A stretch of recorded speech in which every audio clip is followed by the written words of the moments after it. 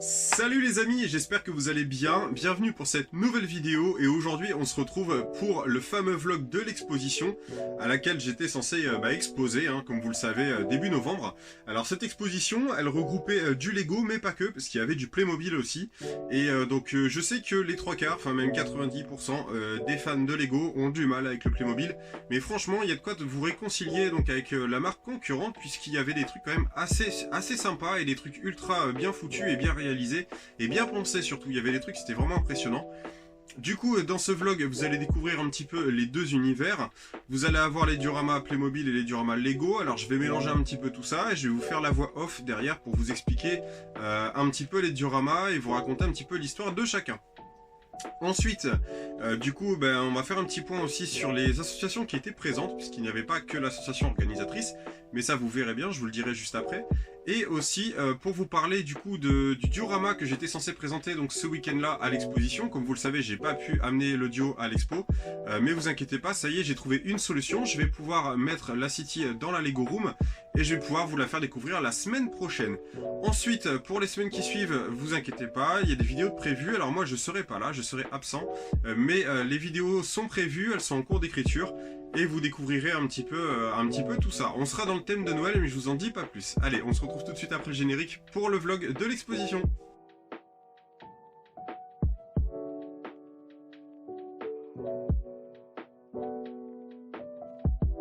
Et avant de vous montrer donc les images de l'exposition, l'événement donc comme vous le savez, il avait lieu les 5 et 6 novembre, c'était donc sur le week-end entier, et donc l'événement se déroulait à Blériot-Plage comme vous venez de voir en fait sur l'affiche. Et donc là on va commencer donc ce petit tour de l'expo avec en premier lieu une petite table avec des sets Batman, plutôt sympa faut dire, ce qui est j'ai bien aimé. Alors c'est quelqu'un qui nous a ramené sa collection. Alors Batman, il y a beaucoup de choses dans les gammes à Batman, vous les connaissez.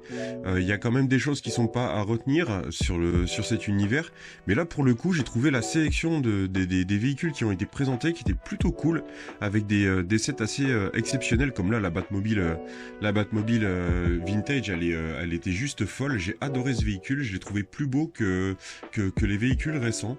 Donc ça c'est pour le stand Batman avec les trois magnifiques affiches. Et donc là on passe sur le musée d'histoire naturelle qui nous a été conçu par Dom. Domi qui était donc exposant et qui a posé son musée d'histoire naturelle sauce Playmobil, donc qui comportera 3 salles, vous allez le découvrir au fur et à mesure des images. Et donc vous avez la première salle là qui est plus sur l'aspect animalier, où vous découvrez un petit peu toutes les espèces. Donc on est vraiment sur le Playmobil complet quoi. Il y a vraiment, j'étais impressionné de voir le large choix d'accessoires, le large choix d'animaux et tout ça dans cette gamme. Alors on aime ou on n'aime pas Playmobil, faut dire ce qui est. Il y a beaucoup de monde qui n'aime pas quand on fait du Lego, ce que je peux comprendre, mais pour avoir discuté un petit peu avec les fans de Playmobil sur le week-end, et aujourd'hui je voyais un petit peu différemment en fait les choses sur la marque Playmobil, puisqu'il y a quand même des choses hyper intéressantes, et vous allez voir juste après, on en parlera sur d'autres stands. Et donc là on a un petit clin d'œil à Lego avec Star Wars, on a un petit clin d'œil à Pokémon aussi. Donc là on est dans la deuxième salle de ce muséum. Et en fait sur cette deuxième salle, on découvre un petit peu tous les univers qu'affectionne donc notre ami. Et donc on a les Avengers, on retrouve Pokémon, on retrouve bien évidemment du Lego Star Wars. On peut pas passer à côté du Lego Star Wars forcément. Et puis comme vous pouvez le voir, donc on a aussi des affiches, comme vous avez vu, qui étaient exposées où on avait donc d'autres expositions. Et donc là on a un petit clin d'œil à Mario Kart aussi qui se cache là juste derrière. Et donc sur la troisième salle on est vraiment sur le côté historique avec des figurines. Là on vient de voir à gauche Napoléon. Ensuite on va un petit peu sur les figurines de Jules César. On a aussi au-dessus, donc là on a notre ami Sherlock Holmes qui est venu faire un petit tour. Et vous voyez c'est vachement complet, faut dire ce qui est, c'est ultra complet comme diorama, c'est hyper bien conçu. Et donc c'est fait en 3 modules, si je me souviens bien, parce qu'on l'a aidé à ranger en fin de journée le dimanche. Et donc c'est fait en 3 modules et c'est quand même assez costaud, c'est assez balèze, parce que c'est lourd premièrement, et puis en plus de ça c'est assez volumineux. Et donc là, comme vous pouvez le voir, donc on a quand même une grosse variété de figurines de la part de Playmobil. Il y a des trucs qui sont hyper intéressants. Il y a des figurines qui sont hyper bien conçues. Alors même si la tête, voilà, je suis pas fan, c'était quand même intéressant. Regardez. Là, on passe sur le stand de notre ami Sébastien qui nous avait fait donc un stand où il nous a exposé sa collection dédiée aux films et séries cultes. Donc là, on commence avec Ghostbusters. Donc il a toute la panoplie, hein. Franchement plutôt classe. Donc là avec le petit stand avec les 4 figurines. On a aussi les Lego Dimensions qui sont posés devant notre fameux QG, hein, le fameux QG des Ghostbusters qui est un des meilleurs sets possibles sur le marché. Moi je suis ultra fan de cette boîte, je trouve absolument magnifique. Et donc là on a un mock de Bibendum qui est franchement bien réussi, qui faut dire ce qui est plutôt bien réussi. Là on est toujours donc sur les dimensions, avec E.T., les Gremlins, Beetlejuice, et ensuite on passe au Ghostbusters. Alors là, ce film, hein, on va pas trop s'étaler dessus, mais voilà. Hein. Donc là, il avait fait un petit jeu, donc fallait retrouver les 10 trucs cachés dans les scènes, dans cette scène. Alors je vous invite aussi à regarder un petit peu, faites retour hein, pour revoir depuis le début son diorama, mais faut voir un petit peu les intrus qui sont dissimulés un petit peu partout. Donc là on a notre petit camion de Maman j'ai raté l'avion, le véhicule moqué de Shérif Fais-moi peur, cette voiture qui est absolument incroyable, elle est franchement ultra bien réussie. On continue avec la Time Machine de Scooby-Doo qui est aussi présente sur la table, qui est un véhicule très très beau également. Et là donc on a un premier mock aussi d'une fameuse série Breaking Bad avec le camion de Los Pollos Hermanos. Et là, franchement, le chef-d'œuvre de cette table pour moi, c'est le camping-car de Walter White, qui est juste incroyable.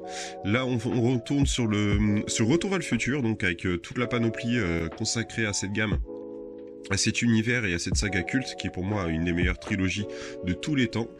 Ensuite, on va faire un petit tour et là c'est ultra impressionnant. Comme vous pouvez le voir, en fait, vous avez toutes ces monochromes, toutes les figurines monochromes qu'il possède. Donc il y a du choix, hein. Franchement il y a du choix, il y a des couleurs qui sont absolument incroyables et ça vaut le détour de voir ce genre de figurines parce que c'est pas courant, on les voit pas partout.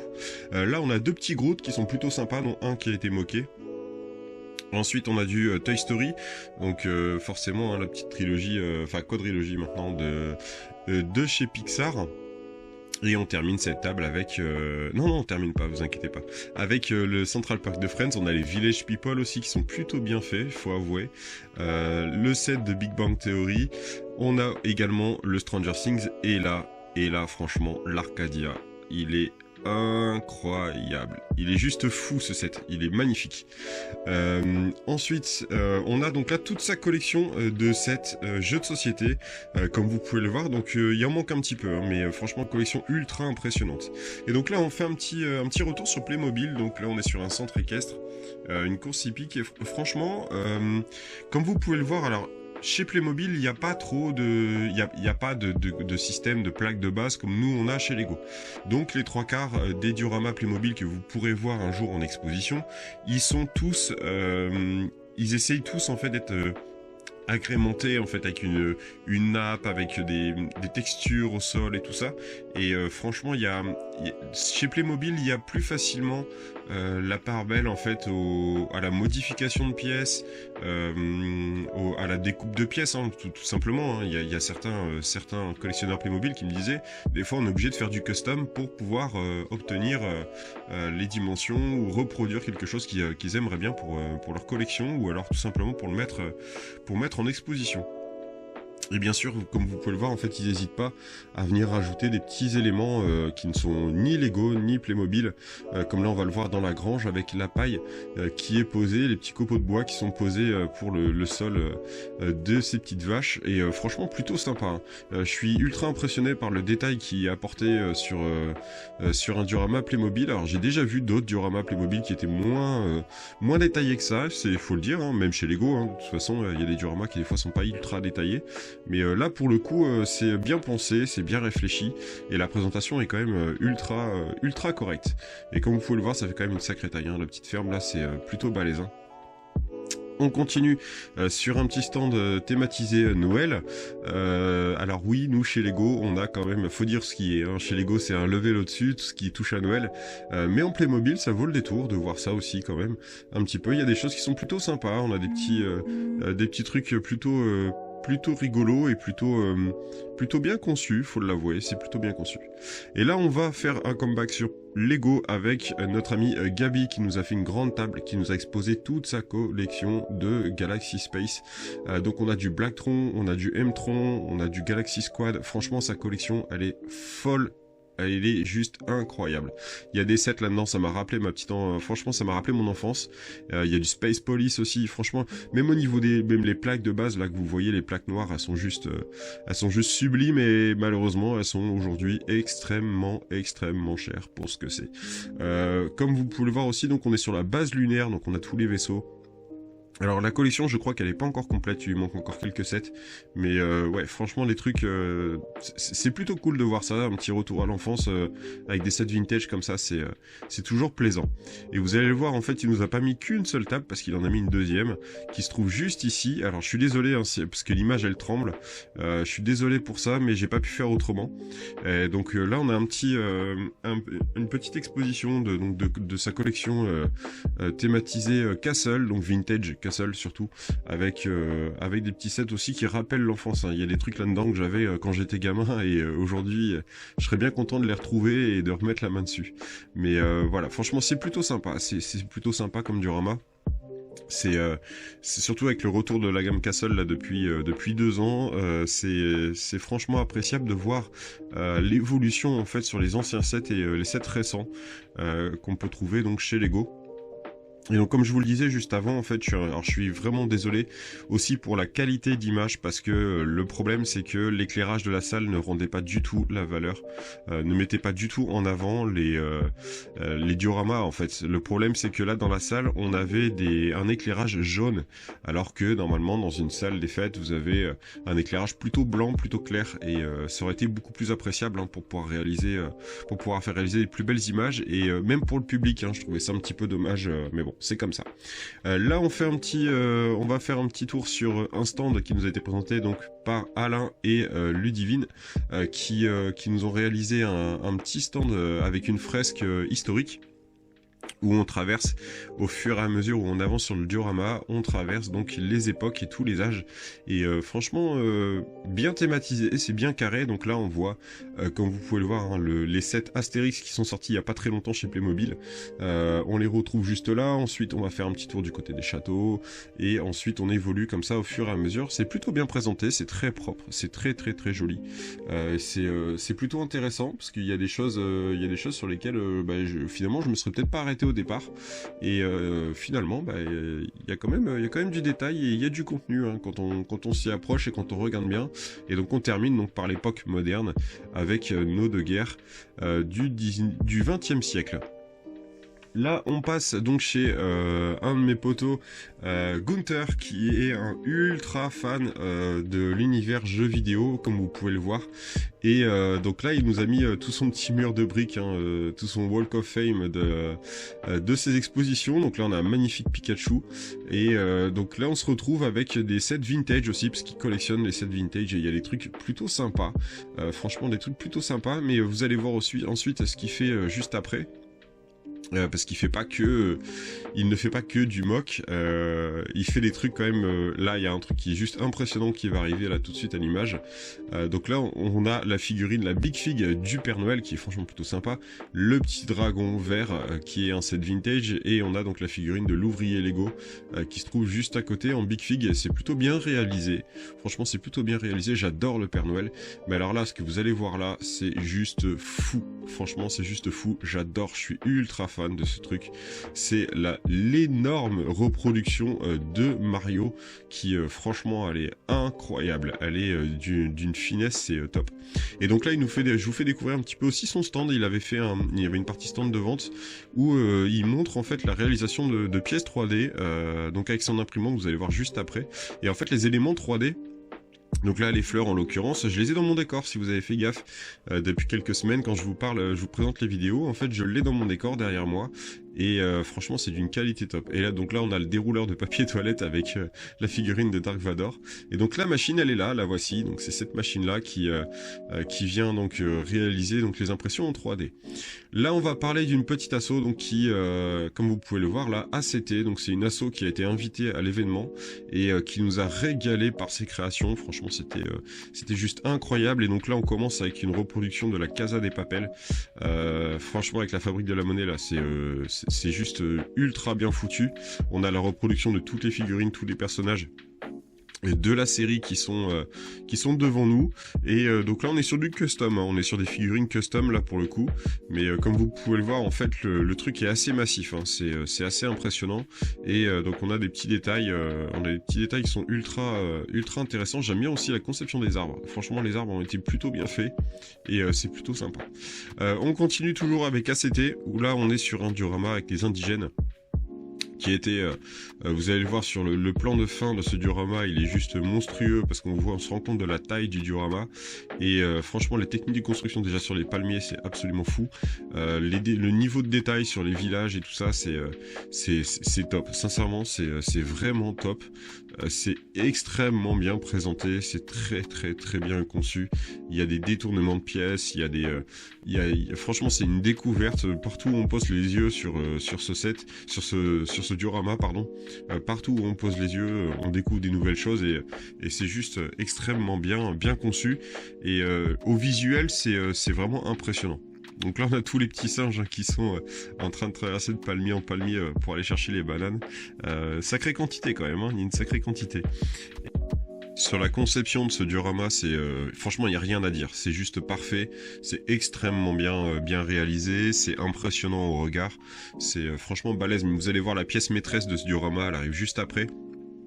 Et quand vous allez voir la taille du truc et le niveau de détail de cette construction, c'est juste fou. On a un beau petit bateau là des indigènes qui nous a été conçu et présenté. Et franchement, regardez sur cette première partie du diorama, c'est extrêmement joli. Franchement, je trouve ça extrêmement joli avec ces couleurs de bleu et blanc là dans l'eau pour refaire le mouvement de l'eau, c'est juste dingue. Et donc là, on est sur un bateau qui est juste fou. Faut dire ce qui est. Ce bateau, il est fou. Je serais bien reparti avec. Je l'aurais bien mis dans les cartons en partant, tellement il est magnifique. Et donc on est sur un mock d'un bateau qui a été réalisé donc par Christophe je crois, de l'association ACT. Et franchement ce bateau est juste incroyable. Regardez le niveau de détail sur la coque et tout, les cordes, et regardez les voiles. On est sur un 3-mâts comme ça, franchement c'est juste dingue. C'est une super réalisation, franchement chapeau bas les mecs. Là on termine du coup avec les gardes qui sont sur leur petite île, et toujours avec ce niveau de détail des palmiers et tout ça. Et voilà, regardez le diorama une fois qu'on le voit en vue entière quoi.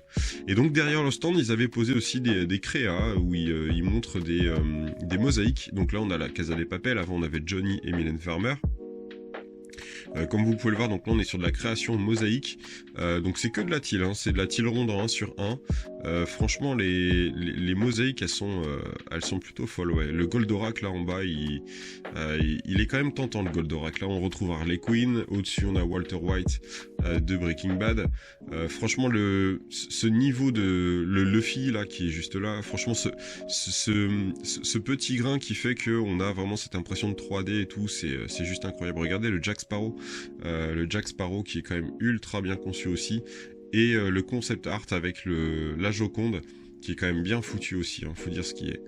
On retourne du coup sur Playmobil avec un petit diorama sympa aussi, comme vous allez le découvrir. Alors pour vous donner un petit peu plus de détails en fait sur l'exposition, donc on était sur une grande salle, une très grande salle. Il y avait des dioramas qui étaient plutôt impressionnants, parce qu'on avait des trucs qui étaient, alors ça rentre peut-être pas à la caméra puisque pour le coup je filme de très près pour essayer de vous montrer les détails sur toutes les tables, mais franchement il y a des dioramas qui étaient quand même assez costauds et assez impressionnants. Et pour le coup ça en jetait quand même, hein, mais que ce soit Lego ou Playmobil, ça en jetait plein aux yeux, et c'était bien parce que pour le plaisir du public et des plus jeunes, c'était on voyait l'émerveillement dans leurs yeux quand ils voyaient comme là sur la table tous les dinosaures et tout. C'était vraiment extrêmement bien pensé. Chaque diorama avait été bien conçu par son créateur, et ouais, ce petit truc du dinosaure là a été franchement pas mal. Là ensuite on arrive donc sur une des dernières tables, où là il y a quand même énormément de contenu, il y a énormément de choses, vous allez le voir. Donc là on a une première bataille qui est représentée là, avec les tentes et tout, les figurines qui sont posées au cordeau, hein. C'est vraiment posé au millimètre près.